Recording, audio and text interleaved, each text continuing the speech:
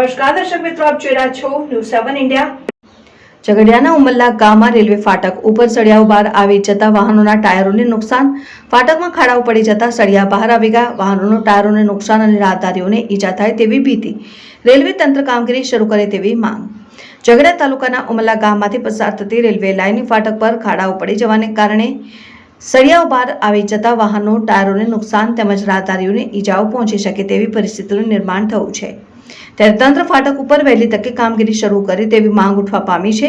ઝઘડિયાના ઉમલ્લા ગામ નજીકથી Ankleshwar Rajpipla railway line પસાર થાય છે અને ઉમલ્લા ગામ ખાતે રેલવે લાઇનની ફાટક મૂકવામાં આવી છે। જોકે રેલવે લાઇન હાલ બંધ હાલતમાં છે અને ઉમલ્લા ગામની ફાટકમાંથી નાના મોટા વાહનો પસાર થાય છે। ત્યારે આ રેલવે ફાટક ઉપર ખાડાઓ પડી ગયા છે, જેના કારણે સળિયાઓ બહાર આવી ગયા હોવાથી વાહન ચાલકો મુશ્કેલીમાં મુકાયા છે। બહાર આવી ગયેલા સળિયાઓના કારણે નાના મોટા વાહનોના ટાયરોને નુકસાન થઈ રહ્યું છે। સળિયાઓના કારણે ટાયરો ફાટવાના બનાવ બન્યા છે અને રાહદારીઓને ઈજાઓ પહોંચે તેવી પરિસ્થિતિ ઊભી થઈ છે। ત્યારે તંત્ર વહેલી તકે ફાટક ઉપર સમારકામ કરે તેવી માંગણી ઉઠવા પામી છે। Abdul Rauf Khatri, news 7 India, Umalla.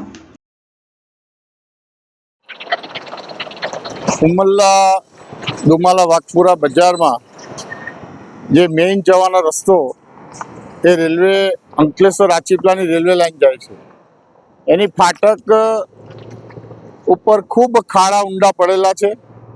ખાડા પડેલા છે તો વાંધો નહીં, પણ એના નીચે સળિયા બધા બહાર આવી ગયેલા છે, જે વાહનોના ટાયરોમાં ખૂપી જાય, માણસોને વાગે, નુકસાન થાય, શારીરિક રીતે નુકસાન થાય એ સ્થિતિમાં છે।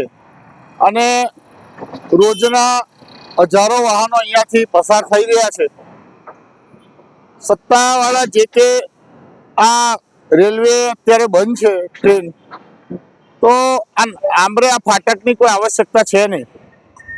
તો આને ઝડપથી આ રસ્તાનો રિપેરિંગ કરીને આ સળિયા દેખાતા બંધ થઈ જાય, નુકસાન થતા બંધ થઈ જાય અને વાહનો સરળતાથી આવન જાવન કરી શકે એ માટે જે તે જવાબદાર અધિકારીને ખૂબ તાત્કાલિક ધોરણે આ કરવા માટે હું આજના તબક્કે વિનંતી કરું છું।